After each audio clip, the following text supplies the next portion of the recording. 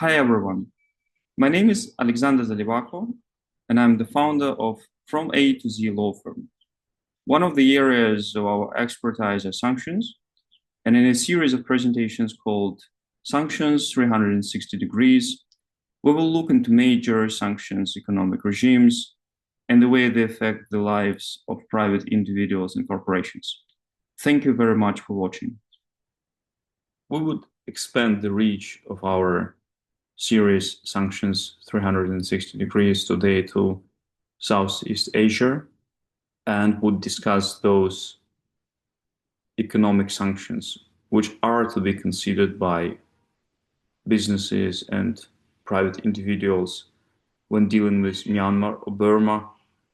I would use these two names of the country interchangeably as it is used interchangeably in various sanctions programs. And more specifically, we would follow the following logic of this presentation. We would briefly discuss the situation in Myanmar from the sanctions perspective to set the setting, the stage, and to explain those sanctions which are relevant with respect to this country. We would look at key economic players in Myanmar and the reason why they are targeted by sanctions.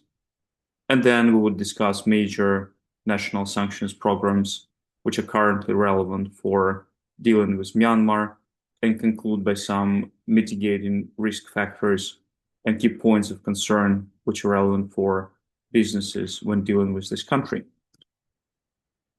On this site, we summarize basically the historical timeline of the country following its independence after the World War II. In essence, shortly after Myanmar became independent, military came to power and in essence ruled the country for the most part of its history, starting from early 60s. Nevertheless, in November 2020, following a long democratic fight led by Aung San Suu Kyi, daughter of the leader of Myanmar, who brought the country to the independence, the first democratic elections were held in the country, where the National League for Democracy, led by Aung San Suu Kyi, got the majority of votes, and the country was supposed to start a peaceful democratic transition. Despite these expectations, shortly after the elections, February 2021, the military decided to reverse their results, staged a coup, and came back to power, in essence overthrowing the civilian government. Following this coup, the country spiraled into a civil war. On this map, we can see that the country is far from being controlled by the military. The military controls the area which is marked in rows on this map. And then we can see that substantial parts of the country are not controlled by the military, but by various ethnic factions which are present in the country. This situation results in substantial violence, civilian casualties, and humanitarian catastrophe being committed in the country on a daily basis. Importantly, as the country is located close to the equator and the infrastructure basically does not allow a substantial military action on the ground, military relies largely on air force in its attack on competing factions and civilian populations. And this air force needs jet fuel, which is not produced in Myanmar in sufficient capacity. And this is one of the reasons why we would see jet fuel and generally military and its capacity is the main target of sanctions. Sanctions against Myanmar are largely nation-based. There is no UN sanctions program. The UN Security Council resolution in general urged various warring factions to come to a peaceful agreement, as well as the UN General Assembly issued a non-binding resolution claiming a foreign arms embargo with respect to the country. It's important to note that the sanctions are nations-based and are largely led by Western countries such as Canada, the United States, the European Union, and to a lesser extent, Australia and UK. Key important economic factors in Myanmar are summarized on this slide. They're related to the main sectors of Myanmar economy, which is extraction of germs and pearls production.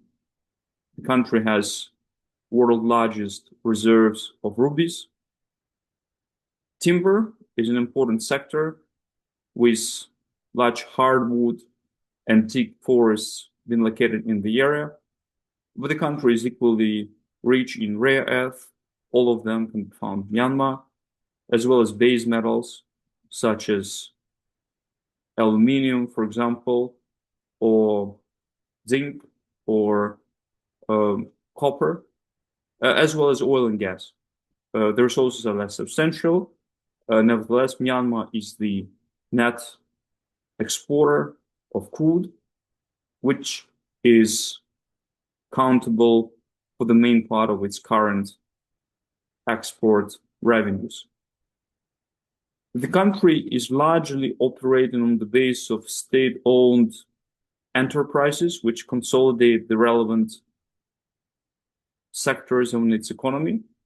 The relevant enterprises are summarized on the slide, and we can see from the name for which area they're responsible. Other than mining enterprise number 1 and mining enterprise number 2, where the name is not that self-evident, these two companies are responsible for the base metals extractions in the country.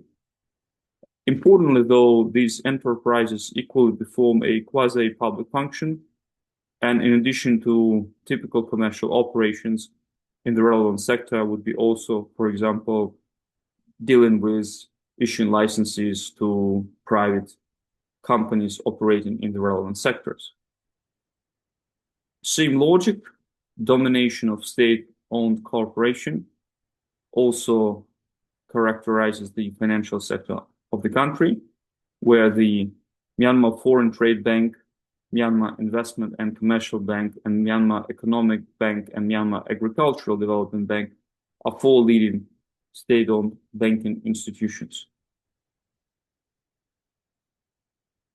I would now look at the major sanctions regimes which are currently in place with respect to Myanmar. And by general summary, one might characterize the current situation between the major Western jurisdictions as a general set of alignment in their sanctions programs in terms of the scope of their application, as well as the designated persons and corporations, as well as the political rules for those sanctions. Most of the sanctions have been largely introduced, or at least substantially reworked, following the military coup, which we discussed at the beginning of the presentation. So most of the sanctions in place are from early 2021, following the coup in February, and most of them try to address the effect of the coup, namely military coming to power and overthrowing the democratically elected government of Myanmar. And for that reason, the focus of those sanctions is the military regime itself, as well as those enterprises which are the source of revenues for the regime, with a specific focus on the supply of military equipment, as well as jet fuel, for the reasons, again, which we discussed at the beginning. Military jets and helicopters have been the main source for various human rights violations which are committed in the country. In the United States, the main authority which deals with the US sanctions program against Myanmar is the Presidential Executive Order 14014, which was issued shortly after the coup and originally was targeting the defense-related sector of the country and those persons which operate in the defense-related sector of the country by designating them to the SDN list. Following various airstrikes committed by the military, the jet fuel sector was specifically added to the sectors where from the persons would be selected for the designation. OFAC clarified in its frequently asked questions that this relates to jet fuel supplies to the military rather than civilian use. But as we would discuss in the presentation, the country operates in a way which makes it difficult to clearly discern whether the relevant jet fuel is supplied for the purpose of military use or civil operations. Other noticeable groups of persons which are subject to the risk of the designations is the government of Burma, as the country is called in the US sanctions program, as well as subdivisions or instrumentalities, which in the context of the US sanctions programs would include state-owned enterprises, which are classified by OFAC as instrumentalities of the state, persons undermining democratic traditions, as well as their supporters. So every person, regardless of the jurisdiction where it's located, to the extent he or she engages in the material transaction or otherwise provides services to the designated persons or to the persons operating in the relevant sectors of the economy, may be subject to the US blocking sanctions. There are very noticeable companies which were designated to the blocking sanctions list in the US. We can see here basically most of the leading corporations operating in the main sectors of Myanmar economy, which we discussed, being designated as blocked persons. We see 2 out of 4 banks, state-owned banks, been designated for the purpose of the blocking sanctions in the United States. A notable exemption will be Myanmar Oil and Gas Enterprise, which in the United States is subject to the sectoral rather than blocking sanctions. And the sectoral sanctions, in essence, prohibit for the US persons to provide any type of financial services to these corporations. Important to note is that other than the presidential authorities, which are administered under Executive Order 14014 by OFAC, there is equally the Congressional Act, which deals with the US sanctions program against Myanmar, as well as the export administration regulations, which address restrictions on the export of technologies and goods to various jurisdictions, including to Myanmar, and administered by Department of Commerce. Looking at the other major sanctions programs, namely that of the European Union, the United Kingdom, and Canada, one can see a general convergence of their programs with the US sanctions program. A very similar approach. The main focus of these programs is to target the defense and military sector of Myanmar economy, which in the context of the ownership of major enterprises by the state and by the military, as a practical matter, expands the relevant targets far beyond what would typically be considered military or defense related targets. We can see basically very similar names being designated across these 3 jurisdictions as those which we discussed in the context of the US sanctions. A very noticeable addition is that the European Union designated the State Administration Council, being the current military governing body of the country, as a blocked person. That's noticeable because, in essence, the ruling body of the country is designated as a blocked person itself, and there is a question mark as to what extent this designation affects various other actors in the country, which we will discuss in the final slide, where I summarized major points of concern of dealing with Burma. By way of general summary, we can see that the regulations are aimed at the military-controlled enterprises and, in essence, do not impose restrictions on dealing with other sectors of the economy, for example, agriculture or service providing implies, for example, even insurance or financial sectors are not that restricted to the extent the block enterprises are not involved. Having said this, in the context of the country, which is based on concentrated and all-encompassing involvement of military, it is not that easy to discern the exact corporate structures which ultimately can be owned or controlled by the military-related designated companies. This makes the due diligence of the corporate structures key element of any risk mitigating techniques which are relevant for those businesses which are dealing with this country.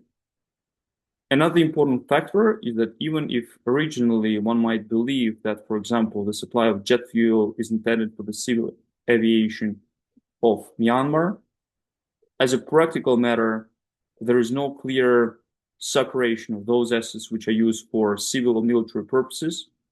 So it's important then to ensure that the jet fuel which is supplied would be used for civil, not military purposes, and the practical implementation of this requirement is far from being self-obvious. It is also the reality of life that military uses various techniques to circumvent existing restrictions by using, for example, nominee accounts or changing the names of the company for their designations. So it's important that any due diligence includes the historical look into the corporate structures a person is dealing with, as well as ideally is based on the practical knowledge of people on the ground as to the exact situations. Final point of general interest is the designation of the State Administration Council in the EU, especially in the context of the control criteria, which in principle would apply the same type of restrictions, namely blocking sanctions, to any entity owned or controlled in the context of the EU blocking regulations by the State Administration Council. The practice of this matter is far from obvious in the European Union, and it would be interesting to see how the European Court of Justice or General Court will interpret these in the context of some specific cases. Thank you very much for watching. I trust that you found this presentation useful, and I hope to see you during my next presentations.